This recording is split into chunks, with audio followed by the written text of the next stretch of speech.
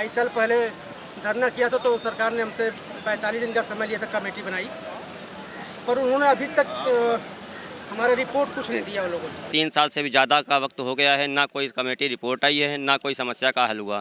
Sir, जब तक हमारी मांगे पूरी नहीं होगी हम लोग जो है अनवरत हम धरना करते रहेंगे, छोड़ेंगे नहीं, क्योंकि हमारा अधिकार है, अधिकार लेकर ही रहेंगे। बीएड टेट 2012 विज्ञापन भर्ती का मामला है। बड़ी संख्या में अभ्यर्थी जो हैं वो लखनऊ की इको गार्डन में मौजूद हैं। दिखाता हूँ, 10 साल से अधिक का वक्त हो गया है। इनका कहना है कि भाजपा सरकार में एक कमेटी भी गठित की गई थी जिसकी रिपोर्ट भी सार्वजनिक नहीं की गई है। इनमें से कई अभ्यर्थी, उनका कहना है वो ओवर एज हो गए हैं। कुल मिला के इनकी तमाम समस्याएं हैं, बात भी करेंगे। भैया, बड़ा लंबा समय आप लोग को बीत गया, क्या कहेंगे? कहेंगे यही कि अब सरकार 10 साल हो गए हैं, 2011 की भर्ती है और 2021 आ गया है, तो अब सरकार इस पर विचार करे।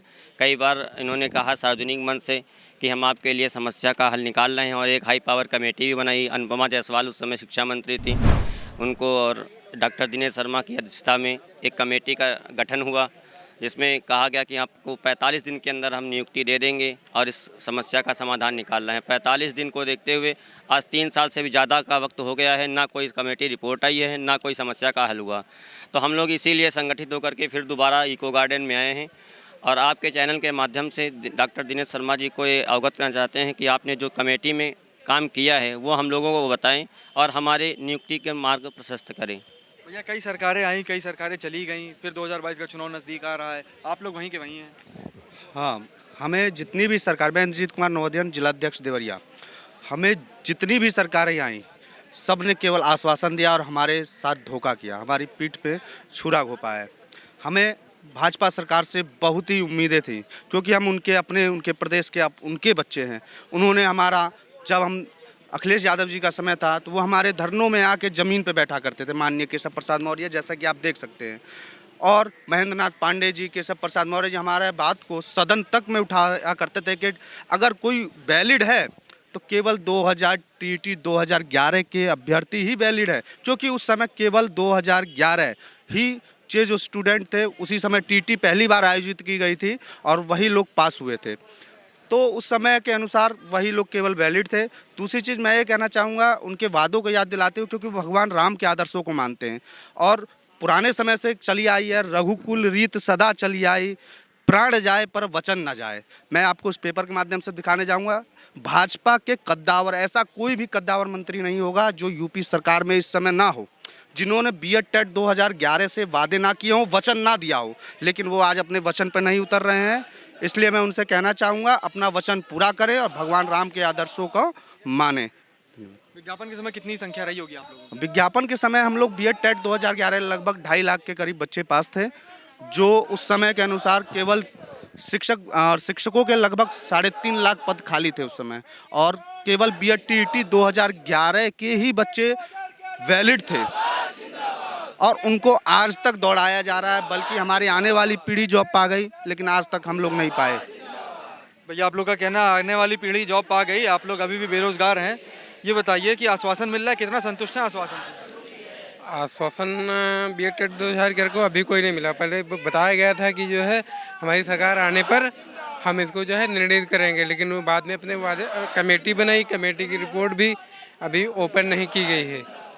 इसे हम लोग अपने ज्ञापन के माध्यम से, धरना प्रदर्शन के माध्यम से सरकार को उसके किए गए वादे को याद दिला रहे हैं।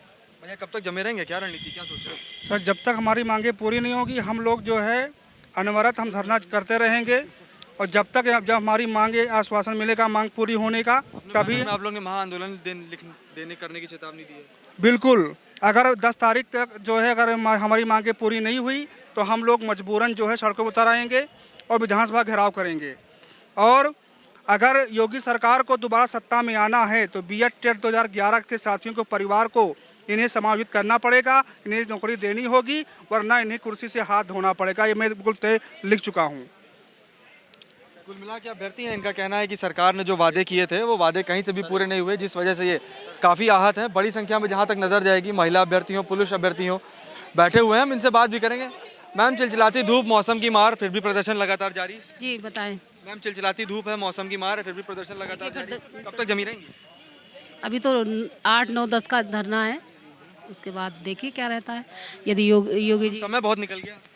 बहुत निकल गया, 11 साल बहुत समय होता है, हम तो ओवर एज हो गए। हम ओवर एज हो गई तो अब क्या कहेंगी? क्या कहेंगे, नियुक्ति तो लेकर ही रहेंगे, चाहे कितने भी ओवर एज समय। होगी फिर भी नियुक्ति लेके रहेंगे। क्या देखिए, हम टेट वालों को कितना जोश है, छोड़ेंगे नहीं, क्योंकि हमारा अधिकार है, अधिकार लेकर ही रहेंगे। योगी जी को बता दीजिएगा, टेट वाले कभी पीछे नहीं हटेंगे, अपना अधिकार लेकर रहेंगे। कुछ महिलाएं और भी हैं, बात करेंगे। मैम, काफ़ी लंबा समय हो गया है। मैम बताइए, काफ़ी लंबा समय हो गया है, घर से क्या कहा जाता है? घर से तो ताने ही मारे जाते हैं कि बिया टीटी जब से कर रहा है ज़िंदगी नरक हो गई है, और ये नरक हुई है योगी जी की वजह से। योगी जी ने वादा किया है कि नौकरी देंगे और हमें टरका रहे हैं, भगा रहे हैं। कब तक भगाएंगे देखते हैं, उनकी दम में दम कितना और हमारी भी ताकत को देखेंगे। कई सरकारी आई और चली गई मैम, आप लोग वहीं के वहीं हैं। कई सरकारें क्या आई, देखिए मायावती जी की सरकार में ये विज्ञापन निकाला गया था, उसके पैसे जमा करवाए, हमने फॉर्म भरे। उसके बाद अखिलेश जी की सरकार बनी, उन्होंने अपने तरीके से उसी भर्ती को निकाला नए रूप में और अलग से फिर से पैसा लिया, फॉर्म के जमा करवाने के रूप में जमा किया। उन्होंने भी नौकरी नहीं दी, हम लोगों को भगाया, मारे, डंडे लगवाए। उसके बाद अब योगी जी ये देखिए मंच पे आते थे, जब हम लोग धरना देते थे अखिलेश सरकार में, तो इतने सारे लोग, महेंद्र त्रिपाठी, स्मृति ईरानी, सारे लोग हमसे आते थे, हमारे धरने हमारे साथ बैठते थे, वादा करते थे कि आप हमारी सरकार बनवाइए, हम आपको नौकरी देंगे। 2017 में इनकी सरकार हम लोग लाए, इनको जिताया, हमने पूरे मन से इनके साथ दिया, और जब ये जीत गए तो हमारे साथ इन्होंने वादा खिलाफी की। एक बार फिर चुनाव नजदीक आ रहा है, एक बार फिर चुनाव नजदीक आ रहा है। फिर चुनाव नजदीक आ रहा है, इसीलिए हम उनको फिर से याद दिलाने आए कि अभी भी हम जिंदा हैं, और हमने एक बार तो आपका साथ दे दिया, जिसके बदले में आपने हमें सिर्फ धोखा दिया है, हमारे साथ छल कपट किया है, लेकिन अब की बार ऐसा नहीं होगा।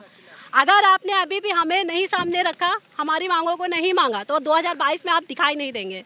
मैम क्या लगता है, कमी कहाँ रह गई थी इतना लंबा समय जो? कमी आप हमसे मत पूछिए, कमी जाके योगी जी से पूछिए कि हमारी कहाँ कमी रह गई। उनकी मंशा से, उनसे जाके आप कमी को पूछिए, कमी हम क्या बताएंगे।